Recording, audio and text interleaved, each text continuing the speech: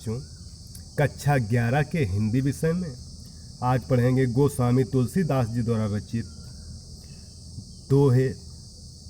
दोहे और चौपाई। देखिए, सुनि रघुबर बानी विबुध, देखि भरत पर हेतु, सकल सराहत राम सो, प्रभु को कृपा निकेतु। जौ न होत जग जन्म भरत को, सकल धर्म धुरि धरनि धरत को। कवि कुल अगम भरत गुण गाथा, सो जानिय तुम बिनु रघुनाथा। लखन राम सिय सुरबानी, अति सुख लहेउ न जाई बखानी। इहाँ भरतु सब सहित सहाय, मंदाकिनी पुनीत नहाए। सरित समीप राखि सब लोगा, मांगी मातु गुरु सचिव नियोगा।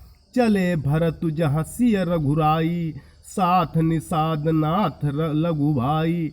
समुझि मातु कर तब सकुचाही, करत कुतरक कोटि मन माही। राम लखन सिय सुनि मम नाऊ, उठ जनि अनत जाहि तज ठाऊ। देखिए मीनिंग देख लीजिए इसमें। कृपा निकेत, कृपा के धाम अर्थात श्री राम। धुर माने धुरी, धरनी माने पृथ्वी पर, पुनीत माने पवित्र, नियोगा माने आज्ञा, कर्तव्य माने कर्तव्य कार्य, कुतरक तर्क कुतर्क। देखिए, सुनि रघुबर बानी विबुध, देखि भरत पर हेतु। सकल सराहत राम सो, प्रभु को कृपा निकेतु।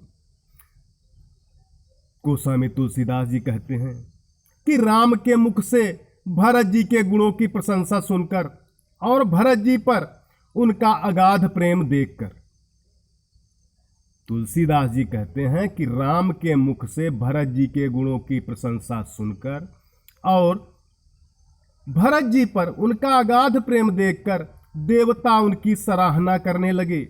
देवता उनकी सराहना करने लगे कि श्री राम के समान कृपा के धाम तथा प्रभु और कौन हो सकता है।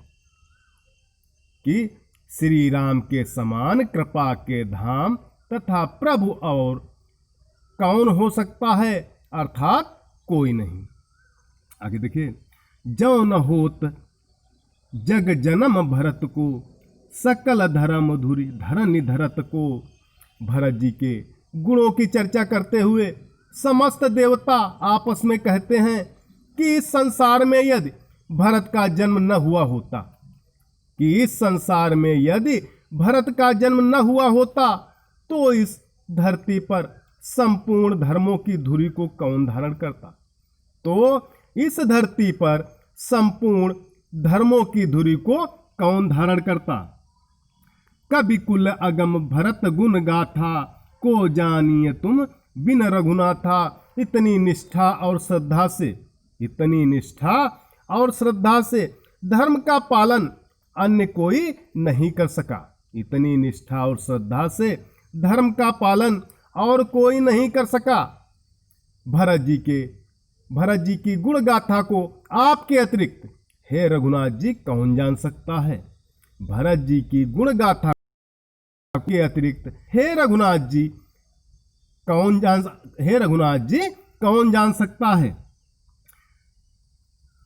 लखन राम सिय सुनि सुरबानी, अति सुख लहेउ न जाई बखानी। देखिए आगे कहते हैं, एकमात्र आप ही भरत जी के गुणों के जानकार हैं। एकमात्र आप ही भरत जी के गुणों के जानकार हैं। देवताओं के इन वचनों को सुनकर लक्ष्मण, राम, सीता जी ने इतने अधिक सुख और आनंद का अनुभव किया कि उसका वर्णन नहीं किया जा सकता। देवताओं के इन वचनों को सुनकर लक्ष्मण, राम, सीता जी ने इतने अधिक सुख और आनंद का अनुभव किया कि उसका वर्णन नहीं किया जा सकता। इहाँ भरतु सब सहित सहाय, मंदाकिनी पुनीत नहाए। संपूर्ण समाज के साथ इधर भरत जी ने पवित्र मंदाकिनी नदी में स्नान किया। संपूर्ण समाज के साथ इधर भरत जी ने पवित्र मंदाकिनी स्नान किया। आगे, सरित समीप राखी सब लोगा, मागे मातु गुर सचिव नियोगा। सभी लोगों को भरत जी ने नदी के समीप ही रोक दिया और माताओं, गुरुओं एवं मंत्री सुमंत से आज्ञा मांगकर निषाद राज एवं छोटे भाई शत्रुघ्न के को साथ लेकर उस स्थान की ओर चले जहां श्री राम सीता सहित विराजमान थे। माताओं, गुरुओं और मंत्री सुमंत से आज्ञा मांगकर निषाद राज एवं छोटे भाई लक्ष्मण शत्रुघ्न के साथ लेकर उस स्थान की ओर चले जहां श्री राम सीता सहित विराजमान थे। समुझि मातु कर तब सकुचाही, करत कुतरक कोटि मन माही। अपनी माता कैकेयी की करनी को भरत जी याद करते हुए अपने मन में करोड़ों तर्क कुतर्क करते हुए सकुचा जाते हैं। अपनी माता कैकेयी की करनी को भरत जी याद करते हुए अपने मन में करोड़ों तर्क कुतर्क करते हुए सकुचा जाते हैं। राम लखन सिय सुनि मम नाऊ, उठ जनि अनत जाहि तज ठाऊ। कि कहीं राम, लक्ष्मण और सीता जी मेरे नाम को सुनकर कहीं इस स्थान को छोड़कर और न चले जाएं, कहीं इस स्थान को छोड़कर कहीं और न चले जाएं। देखिए क्या